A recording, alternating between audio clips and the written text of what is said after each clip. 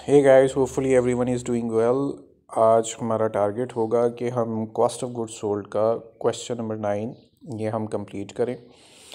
और आप देख रहे होंगे कि क्वेश्चन नंबर 9 के लिए भी वही सेम परफॉर्मा है जो हम already question number 1, question number 2 और फिर 8 और 9 सब के लिए यही यूज़ कर रहे हैं। और जैसे मैंने आपसे रिक्वेस्ट की थी कि इनका परफॉर्मेंस सेम है।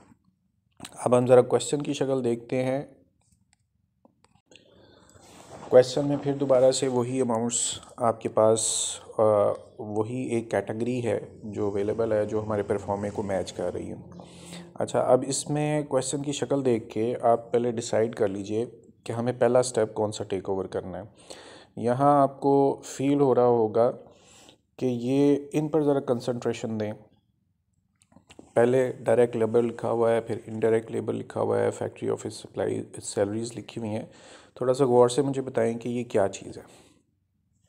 ओके, कुछ के जहन में आ गया होगा कि ये एक्चुअल एफ की अमाउंट है।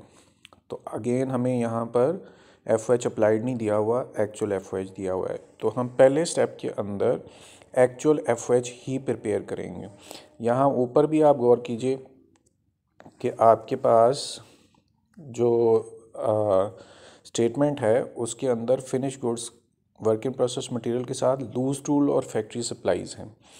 ये जो दो चीज़ें आपको नज़र आ रही हैं लूज टूल्स और फैक्ट्री सप्लाईज, इसमें भी आप मुझे बताइए कि ये क्या चीज़ है और किसका हिस्सा है। तो अगेन वही, ये फैक्ट्री ओवरहेड एक्चुअल का हिस्सा है। और आप गौर करें कि इसके अंदर आपको दोबारा एक बिगनिंग और एक क्लोजिंग भी साथ में की गिवन है। अच्छा, बिगनिंग, अब हमारा एक प्रॉब्लम सॉल्व हो गया कि हमें डेट्स को फॉलो नहीं करना पड़ रहा।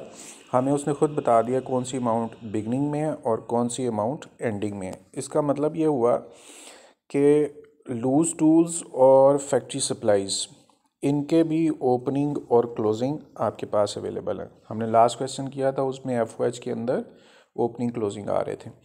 ओके स्टूडेंट्स, हम सबसे पहला स्टेप जो टेक ओवर करेंगे वो यही ओपनिंग और क्लोजिंग स्टॉक को हम जो सबसे पहला स्टेप हम टेक ओवर करेंगे, इस ओपनिंग और क्लोजिंग को हम पिक करेंगे और एक्चुअल एफ को क्रिएट करेंगे। वापस अपने क्वेश्चन के अंदर चलते हैं। आपको याद होगा कि यहाँ हमने फैक्ट्री ओवरहेड की अलहदा एक स्टेटमेंट बनाकर, एक लिस्ट बनाकर एफ को टोटल किया था, उसी को हम फॉलो करेंगे। यहाँ सबसे पहले जो चीज़ हमें अवेलेबल है वो ये लूज टूल्स हैं और फैक्ट्री सप्लाईज़ है। यहाँ इनके ओपनिंग और क्लोजिंग दिए हुए हैं। यहाँ जैसे मैंने आपसे कहा कि एक चीज़ ओपनिंग है, एक चीज़ क्लोजिंग है। और दूसरी बात, आप यहाँ गौर करें कि आपको परचेजेस गिवन है, लेकिन परचेजेस एक तरह की नहीं है। इसके अंदर लूज टूल की भी परचेज़ है और फैक्ट्री सप्लाईज़ की भी परचेज़ है। तो हमने इस चीज़ को फॉलो किया था कि आपने ओपनिंग अगर गिवन है उसके अंदर आप प्लस करेंगे उसकी पर्टिकुलर परचेज़ को और माइनस करेंगे क्लोजिंग को। ऐसे ही हमने इस क्वेश्चन में भी देखना है कि अगर तो लूज टूल्स हमें मिल रहे हैं अगर हमारे पास ये सबसे पहला जो टॉपिक है वो लूज टूल्स है, इसके ओपनिंग और क्लोजिंग भी मिल रहे हैं और साथ में लूज टूल की परचेज़ भी मिल रही है, पहले हम इसको पिक करेंगे। तो यहाँ आपको दिखाई दे रहा है कि लूज टूल जो है सेकंड लास्ट नंबर पे है और उसका ओपनिंग और क्लोजिंग 3000 और 22,500 है। और नीचे जो लूज टूल्स हैं वो 7500 के हैं। 3000 आपके पास लूज टूल्स ओपनिंग में 3000 है। इसमें लूज टूल की जो परचेजेस हैं वो 7500 आपको दी हुई है। लूज टूल्स प्लस करेंगे इसमें 7500 और जो इसकी क्लोजिंग है उसको हमने माइनस करना है। और आप चेक कर लीजिए कि ये लूज टूल्स आपके पास थे और इसकी क्लोजिंग 2250 रुपये आपके पास है। तो 2250 आप यहाँ से लेस करेंगे। इसी को ही हम अब कैलकुलेट कर लेते हैं। कि 3000 ओपनिंग थी, उसमें 7500 आपकी परचेजेस थी और 2250 इसकी क्लोजिंग थी। अच्छा जी, बिल्कुल सेम यही प्रोसीजर आपने करना है फैक्ट्री सप्लाईज़ के लिए, क्योंकि फैक्ट्री सप्लाईज़ में भी आप चेक करें ओपनिंग और क्लोजिंग अवेलेबल है, और फैक्ट्री सप्लाईज़ की यहाँ पे 12,000 की बाइंग भी है। तो डायरेक्ट मैं वहाँ पर लिखता हूँ, ऊपर तो समझाने के लिए आपको लिख दिया था फैक्ट्री सप्लाईज़ हैं, और यहाँ आप चेक कीजिए फैक्ट्री सप्लाईज़ की ओपनिंग है 750, इसमें फैक्ट्री सप्लाईज़ की परचेजेस हैं 12,000 रुपीज़ की, प्लस करेंगे और माइनस फैक्ट्री सप्लाईज़ की जो क्लोजिंग है वो 1500 है। और ये हमारे पास दो अमाउंट्स कंप्लीट हो गई, एक लूज टूल्स की और एक फैक्ट्री सप्लाईज़ की। आपने याद रखना है कि फैक्ट्री सप्लाईज़ में opening plus purchases minus closing आपने साथ में करना है, जैसे आपने इधर किया है वैसे इधर, और मैंने यहाँ पर डायरेक्टली कर दिया 7500, 12,000 और 1500। चलो मैं लिख देता हूँ कहीं बाद में किसी को कन्फ्यूजन ना हो। तो 7500 इसमें आपने प्लस करना है उसकी परचेजेस 12,000 की, 12,000 की, और इसका जो क्लोजिंग है 1500 है।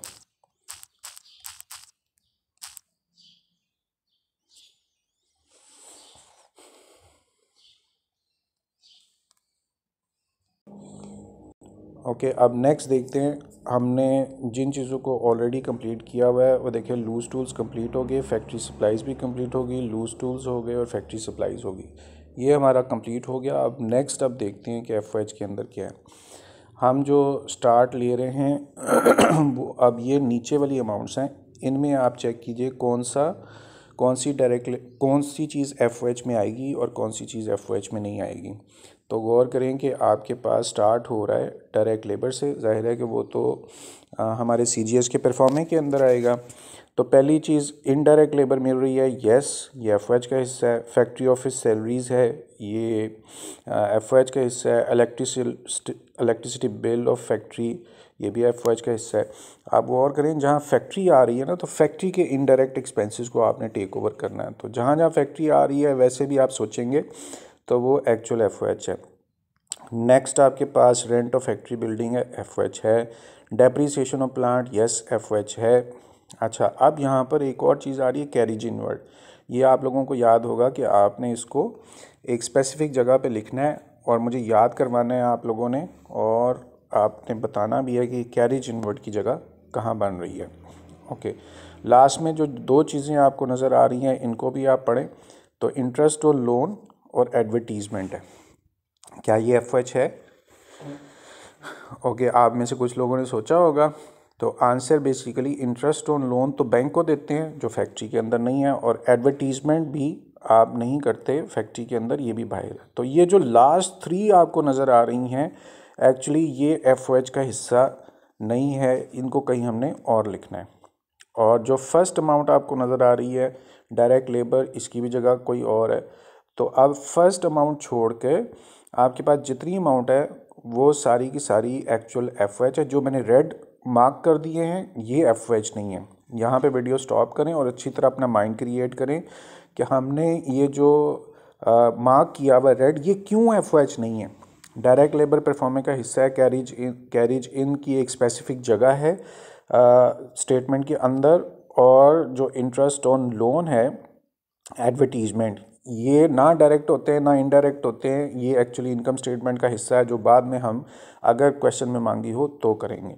ओके, अब हम लिखना शुरू करते हैं। यहाँ पर ये जो पार्ट्स हैं हमने ये डिसाइड किया कि इन सबसे पहले डायरेक्ट लेबर है, उसको छोड़कर और लास्ट थ्री छोड़ के वो सारे के सारे एफओएच है। अब हम इनको लिखना शुरू करते हैं। 6,000, 12,000, 45,000, ये वाली अमाउंट जो है ये हमने टेक ओवर करनी है, एफओएच के अंदर लिखनी है। ओके, पहला हमारे पास अमाउंट है 6000, नेक्स्ट 12000 है, नेक्स्ट 45000 है, इनको आप प्लस करते जाएंगे। ओके, और नेक्स्ट 36000 और 9000 है, 36000 और 9000। ओके, अब इनका जो एक्चुअल इंग्लिश का नेम है वो लिखना भी ज़रूरी है, तो इसलिए इनडायरेक्ट लेबर और फैक्ट्री सप्लाईज हम इसको थोड़ा सा शॉर्ट करके लिखते हैं, इनडायरेक्ट लेबर। नेक्स्ट आपके पास फैक्ट्री ऑफिस सैलरीज है। नेक्स्ट आपके पास इलेक्ट्रिसिटी बिल है, सैलरीज, इलेक्ट्रिसिटी बिल है। फिर उसके बाद आपके पास रेंट ऑफ फैक्ट्री बिल्डिंग है, rent of factory building. Okay, इस तरह से 9000 की एक और अमाउंट है वो डेप्रिसिएशन ऑफ प्लांट है, हम उसको बस डेप्रिसिएशन लिख देते हैं, आपने याद रखना है डेप्रिसिएशन ऑफ प्लांट। ओके, तो अब हमारे पास जो कैलकुलेशंस आई वो टोटल एफओएच की, इन सब को हमने सम किया तो हमारे पास टोटल एफओएच आ गया 1,27,500। ये आपने क्लियर कर लिया। अब हम जो ये टोटल हमारे पास 1,27,500 है, ये किस चीज़ का, फैक्ट्री ओवरहेड का, लेकिन चूँकि लिस्ट बनाई हुई है तो ये एक्चुअल एफओएच है 1,27,500। यहाँ पर हम एक्चुअल एफओएच को ढूंढेंगे और वहाँ लिख देंगे 1,27,500, 1,27,500। ओके, अब हम अपने क्वेश्चन पे वापस चलते हैं और हमने जिन चीज़ों को पहले से ही लिख लिया हुआ है हम उन चीज़ों को अब दोबारा नहीं लिखेंगे, इस चीज़ का आपने ध्यान रखना है। ओके, सबसे पहले जो चीज़ आपको नज़र आ रही है वो फिनिश गुड्स और वर्क इन प्रोसेस नज़र आ रहे हैं, और आपने ध्यान रखें कि इनका ओपनिंग क्लोजिंग दिया हुआ है। तो पहले आपके पास फिनिश गुड्स का ओपनिंग क्लोजिंग है, वो आप लिखेंगे 22,500 और 34,000। ये जो दो अमाउंट्स हैं इनको आपने टेक ओवर करना। उसकी रीज़न ये है कि पहला फिनिश गुड्स है, दूसरा वर्क इन प्रोसेस है। ओके, 2250 है फिनिश गुड्स ओपनिंग, यहाँ पर फिनिश गुड्स ओपनिंग और वो है 22,500, और दूसरा है 34,500 क्लोजिंग फिनिश गुड्स 34,500। अब आपको जगह का पहले से ही अंदाज़ा है, ये आपके पास फिनिश गुड्स क्लोजिंग है और ये फिनिश गुड्स ओपनिंग है, वो आपने पोस्ट कर दिया। अब जो नेक्स्ट है वो वर्क इन प्रोसेस है 18,000 और 21,000। तो यहाँ वर्क इन प्रोसेस ओपनिंग आप अमाउंट लिखेंगे 18,000 और क्लोजिंग वर्क इन प्रोसेस की अमाउंट है 21,000, और अपनी अपनी जगहों पे आप पोस्ट करते जा रहे हैं जो चीज़ आपको मिल रही है। अच्छा, अब क्वेश्चन के अंदर आप गौर करें कि जिन चीज़ों को हम ऑलरेडी लिख चुके हुए हैं वो फिनिश गुड्स भी लिखी गई हैं, वर्क इन प्रोसेस भी लिख लिया है। अब नेक्स्ट है मटेरियल। तो मटेरियल की अमाउंट आपको नज़र आ रही होगी 7,500 है ओपनिंग और 10,500 है क्लोजिंग। ओके, अब इसको लिखते हैं 7,500 का ओपनिंग मटेरियल। सबसे ऊपर ओपनिंग स्टॉक है 7,500 का ओपनिंग मटेरियल है, और क्लोजिंग मटेरियल 10,500 का है, वो आप क्लोजिंग की जगह पे लिख दें 10,500। ओके, अब जो ऊपर वाला पूरा का पूरा हिस्सा है वो हमने सारी अमाउंट्स अपनी जगह पर पोस्ट कर दी हुई हैं। नेक्स्ट आप देखें परचेजेस स्टार्ट हो रही हैं और परचेजेस में सबसे पहले लिखा हुआ है मटेरियल। तो मटेरियल की परचेजेस हैं 187,500। अब वहाँ क्वेश्चन में आए, ये आपके पास परचेजेस हैं और आप अमाउंट लिख दें 187,500। अच्छा, अब आप याद करें, आपसे मैंने कहा था कि कुछ एक अमाउंट है ऐसी जिसको आपने एक और जगह पर लिखना है, और वो आपको नज़र आ रही है ये कैरिज इनवर्ड। ये गौर से देखें, कैरिज इनवर्ड ये एक्चुअली डायरेक्ट एक्सपेंस है और इसकी हमने डायरेक्ट एक्सपेंस में जगह बनानी है, और आपके पास कैरिज इनवर्ड है 10,500। यहाँ आप देखें ये लिखा हुआ है डायरेक्ट एक्सपेंस, तो आपने पहले इसको ऐड करना है 10,500, 10,500 आपके पास यहाँ पर भी अमाउंट आ गई। ओके, अब गौर से आप देखते जाइए कि आपने कौन सी अमाउंट्स को ऑलरेडी लिख लिया हुआ है। यहाँ पर इतना हिस्सा हमारा ये सब कंप्लीट है, और कुछ चीज़ें हमने नीचे भी लिख ली हुई हैं। नेक्स्ट जो आपके पास आ रही है वो डायरेक्ट लेबर है, अब हम इसको लिखेंगे, और वो है 202,500 डायरेक्ट लेबर, और अमाउंट है 202,500। अब फिर दोबारा देख लीजिए अच्छी तरह से कि क्या हमने ये सब चीज़ों को लिख लिया। फिनिश गुड्स लिख ली, work in process, material, loose tool, factory supplies, material, loose tool, factory supplies, direct labour भी लिख ली, इनडायरेक्ट लेबर भी लिख ली। ये सारी की सारी अमाउंट्स हम ऑलरेडी लिख चुके हुए हैं। अब हमने इनको सिर्फ अपनी जगह पे लिखने के बाद प्लस माइनस की कैलकुलेशंस करनी है, वो हम स्टार्ट कर देते हैं। मटेरियल अवेलेबल है, इसके अंदर ये ओपनिंग स्टॉक है, प्लस करते हैं परचेजेस को, प्लस करते हैं डायरेक्ट एक्सपेंसेस को, तो मटेरियल अवेलेबल की अमाउंट आ गई। और उसके बाद मटेरियल अवेलेबल आंसर में से आपने माइनस करना है क्लोजिंग स्टॉक को, कर दिया।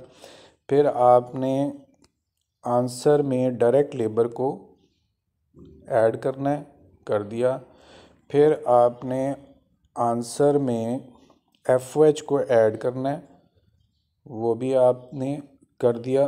फिर आपने वर्क इन प्रोसेस ओपनिंग है, तो आंसर में ओपनिंग को प्लस करते हैं, कर दिया। फिर ये finish good work in process closing है, तो आंसर में माइनस करना है क्लोजिंग को। और फिर आपने नेक्स्ट है फिनिश गुड्स ओपनिंग, तो आंसर में ओपनिंग को प्लस करना है, और इस आंसर में क्लोजिंग फिनिश गुड्स को माइनस करना। तो आपके पास जो फाइनल आंसर आया है दैट इज़ 5,10,000, और ये आपके पास CGS आ गई है। अब हम चेक करते हैं कि बुक में क्या आंसर है, और अगर कोई मिस्टेक है तो उसको हम रेक्टिफाई करेंगे। हमारा आंसर आ रहा है 5,10,000।